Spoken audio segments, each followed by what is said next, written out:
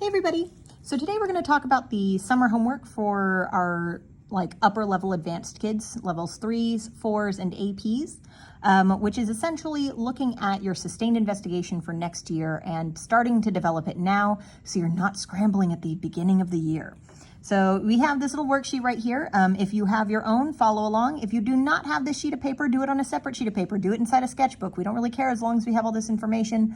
We're going to be able to take a grade for it early on in the year. So first off, write the date. Put your name somewhere. My name is Miss Cervantes. Pop that in. And first we have some instructions. It says how to come up with a proposed theme. First thing to consider when coming up with your proposed sustained investigation is to think about what you already make art of or about. Do you draw portraits, make miniature dollhouses? Do you draw comics? Next, consider what materials you have access to. The best portfolios have a synthesis of materials and ideas. Your material has just as much importance as the subject matter. If you're making comics, can you recycle your old comic books for your surface? Last, consider what message you want to send with this artwork and be aware that this will evolve as you continue to work. Everything you put into your work, materials, processes, subject matter, should be connected to this meaning. So that's a whole lot of blibbity blab to essentially say your artwork has a meaning. You are going to be creating a series of artworks related to this meaning. I'm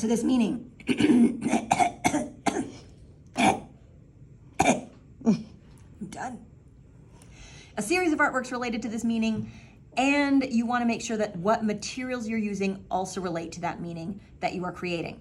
That meaning will change.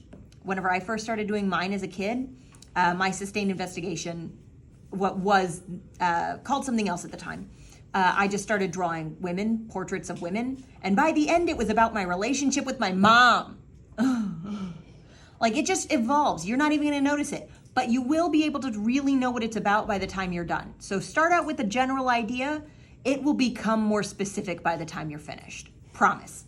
All right, so our first little section that we actually need to write in is this one right here. It says, what I make art about. So you want to just bullet list, throw down some ideas. If you need more dots, make more dots. If you need more room, find it, put it on the back. I don't know. What I make art about. I draw a lot of fan art. I sew whenever I'm doing 3D things. On occasion, I will work in wood, mainly for like little tiny sculptures. I like watercolors. I draw a lot of, just like back in high school, I draw a lot of women. Let's see, I do not draw mechanical things.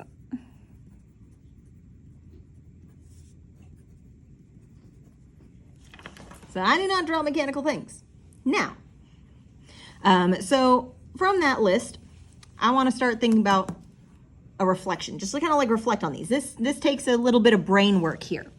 Brain work is important in the portfolio. They do not know what your brain thinks, but they want to see a little trail of crumbs to know what was going on in your brain. So I'm going to put down a little reflection right here, a written little reflection. Which you want to make a habit of. You don't want to just think things about your artwork. You want to think those things and then write them down somewhere. So in this reflection, I'm going to think, I probably shouldn't do fan art because of copyright issues.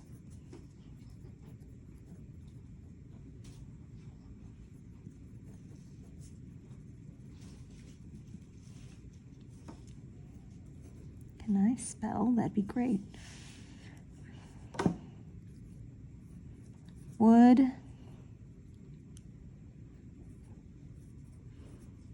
Would not be time efficient.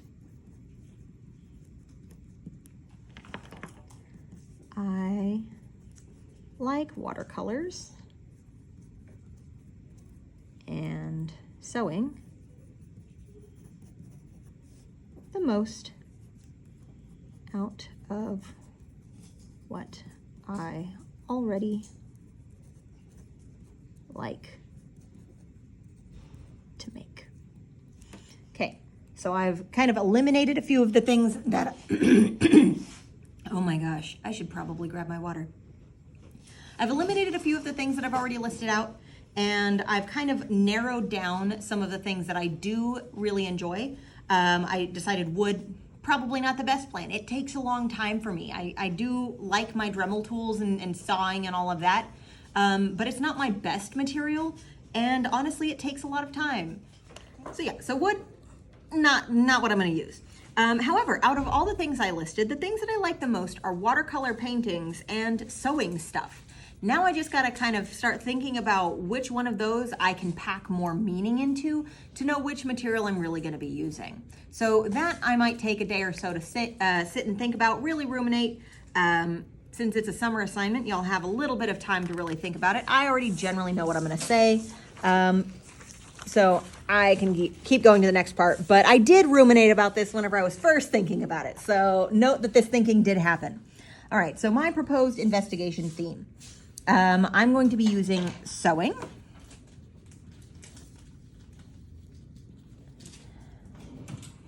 to propose a connection between myself and my grandmother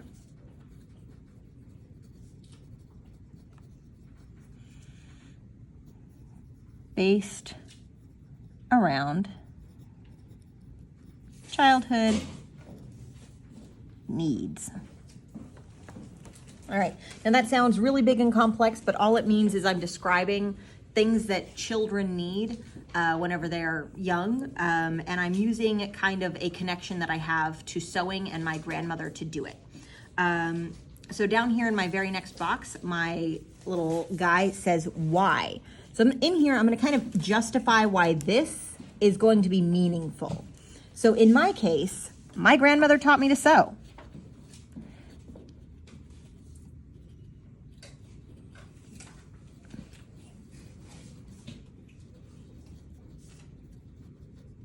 We also had very different childhoods.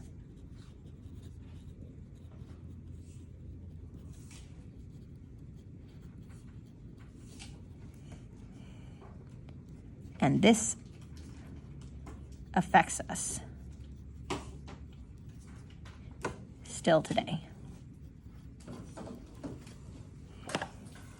Okay, so I am going to be kind of talking about the things that were different between me and my grandmother's childhood. I'm going to be kind of like using that connection of she taught me how to sew. And the different ways that we use sewing now, like I use it for fun, she uses it more utilitarian because that's her job, things like that. But all of those help bring in meaning to my artwork because of the personal connection I have to sewing and to my grandmother, and to that connection, that meaning that I'm trying to draw out of it with where it comes from, like, or what I'm trying to kind of point out is like these needs of childhood and the differences between my childhood and her childhood.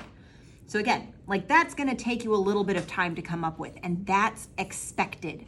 Use the time you can to come up with as meaningful a project or a meaningful theme as you can in your projects, because the more in-depth you can make that, especially if you can make it very specific into what the meaning is, the easier you're gonna have, the easier time you're gonna have actually coming up with artworks to create. So that might take you a couple of days. In fact, you might even start exploring 2 different themes for a hot minute and kind of like try and figure out which one you can come up with more ideas for before deciding which one you're actually going to start fully developing, which is a-okay. You're welcome to do that. All right, so next thing, steps to take. So this is a laundry list of things that you're gonna be adding to as you go. But essentially it's what things do I need to accomplish in order to start my projects. So first off, I'm going to need fabric and notions. Notions, can I spell? I can't spell. I'm gonna need fabric and notions. If I'm gonna be doing sewing projects, I'm gonna need fabric, I'm gonna need thread, I might need pins. I need to make a pattern, possibly several.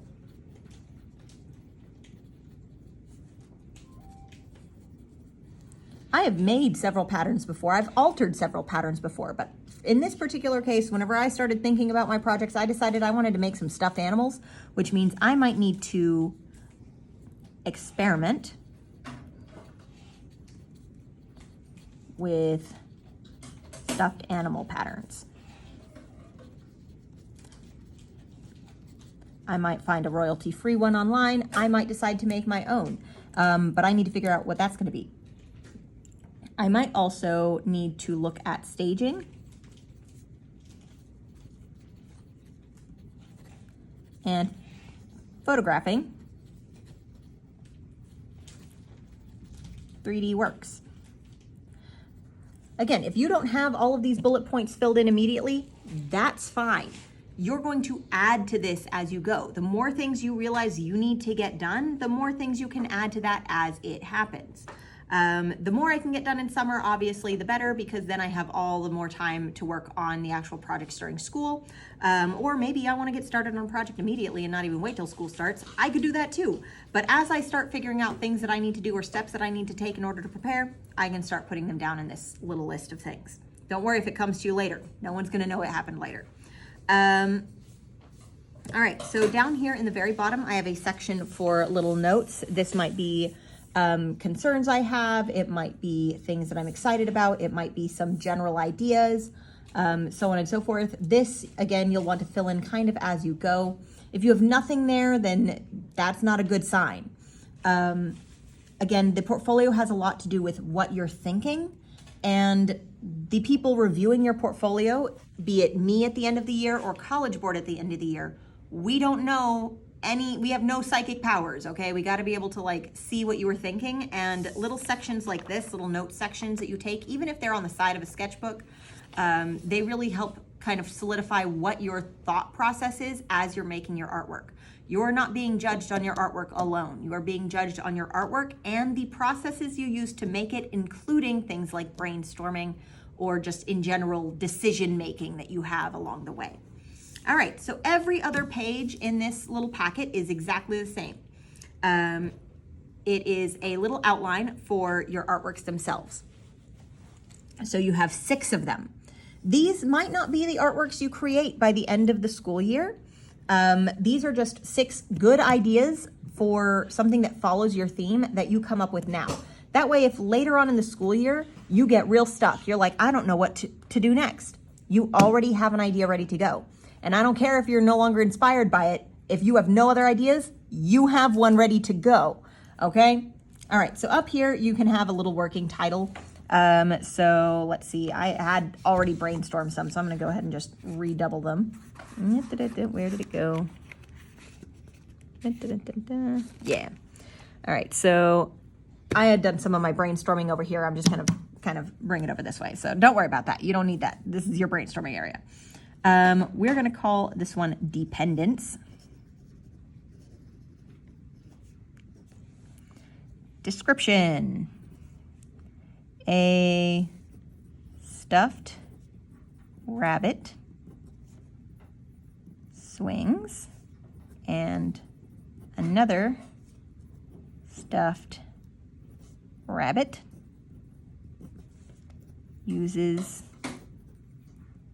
their ears as a swing also.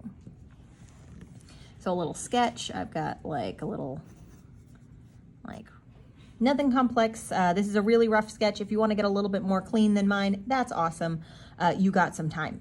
Meaningful materials. Obviously the sewing. It's a connection to grandma.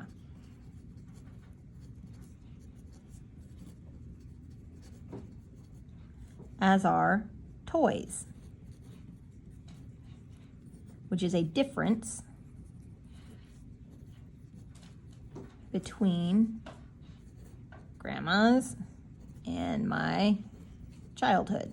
I had many toys. She did not have many at all. Some experiments. I'm going to need to do pattern making.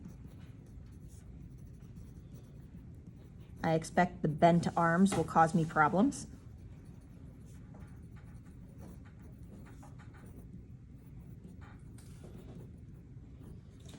I also need to figure out how to build a swing set.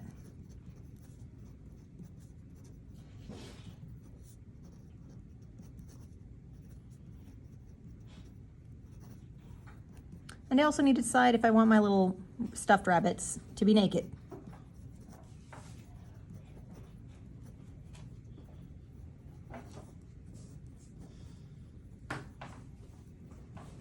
These are all decisions that I can make on the fly or later on. Again, I'm just brainstorming here. And again, every single page after this is going to be exactly the same. You're going to be coming up with roughly 6 ideas by the time you're done with your little packet. And again, whenever the school year comes, if you have a different idea that you want to work on that works with your theme, then you're more than welcome to work on that idea instead. But if you're stuck and you don't know where to go, these ideas are going to be the ones that get you through tough times. So try and make them good. If you're not sure if they're good, don't worry about it. You can figure out their meaning later. You just want them to be connected enough that it's not going to look out of place. You can figure out the total meaning later. Remember, not every idea needs to be a stellar idea. As long as you can work from it, then you're going to be fine.